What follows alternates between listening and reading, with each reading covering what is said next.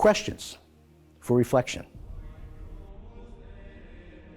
Our first reading for today's Holy Mass from the book of Proverbs is one of the longest hymns of wisdom. The wisdom of God was with him eternally. The early church fathers pointed to the language of wisdom in Proverbs and the book of Sirach as expressing the truth of the pre-existing word. It was through wisdom that God created the universe and fashioned man and woman. The beloved disciple John begins his gospel account with these beautiful words: "In the beginning was the Word, and the Word was with God, and the Word was God. He was in the beginning with God." The Apostle Paul writes to the Colossians, "He is the image of the invisible God, the firstborn of all creation. For in him were created all things in heaven and on earth, the visible and the invisible, whether thrones or dominions or principalities or powers. All things were created through him and for him. He is before all things, and in him all things hold together." That's Colossians 1, verses 15 to 17. This wisdom of God is perfectly manifested in Jesus, the Word made flesh, and the divine plan of God is revealed in him. So too, we find in him wisdom for our own lives as we allow the Holy Spirit to move in and through us and draw us into an ever-deepening communion with God. Are we seeking the wisdom of God in our lives? The Apostle Paul instructs the Romans and every Christian, including you and me, that we have access to grace through the exercise of living faith.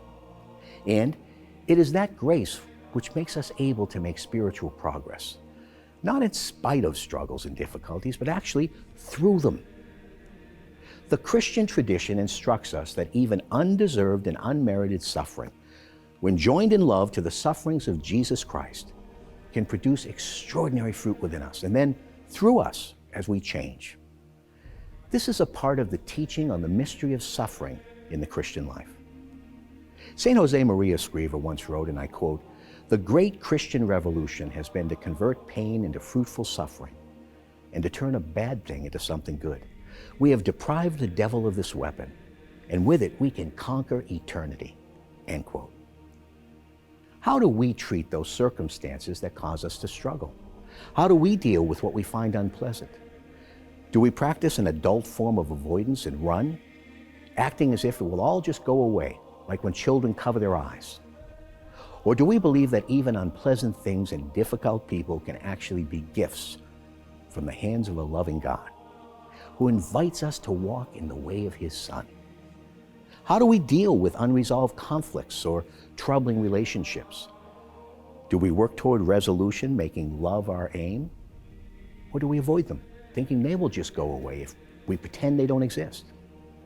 It is often those times and circumstances that become the very path to holiness if we learn to love as he loves.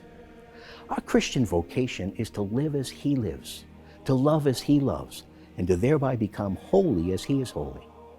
We are invited to embrace the way of surrendered love. In the gospel appointed for today's Holy Mass, Jesus is telling his disciples that he will send the Holy Spirit, which is the Spirit of truth, and that the Spirit of truth will lead us into all truth. We live in an age undergoing a crisis of truth. In fact, it is an age which has rejected the very idea that there is any objective truth. It is an age of relativism. On April 18, 2005, Joseph Cardinal Ratzinger gave a homily on this subject. It was the eve of the convocation which would elect him to be the successor of Peter, the Pope.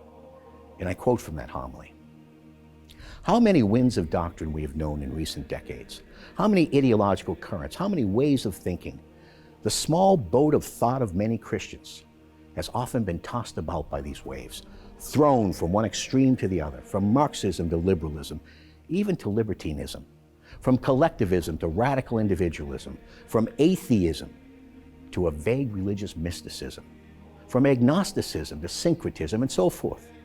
Every day, new sects are created, and what St. Paul says about human trickery comes true, with cunning which tries to draw those into error." That's from Ephesians 4.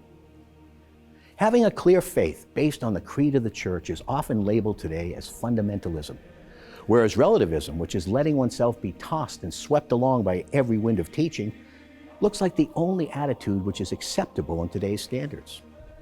We are moving toward a dictatorship of relativism, which does not recognize anything as for certain, and which has as its highest goal one's own ego and one's own desires.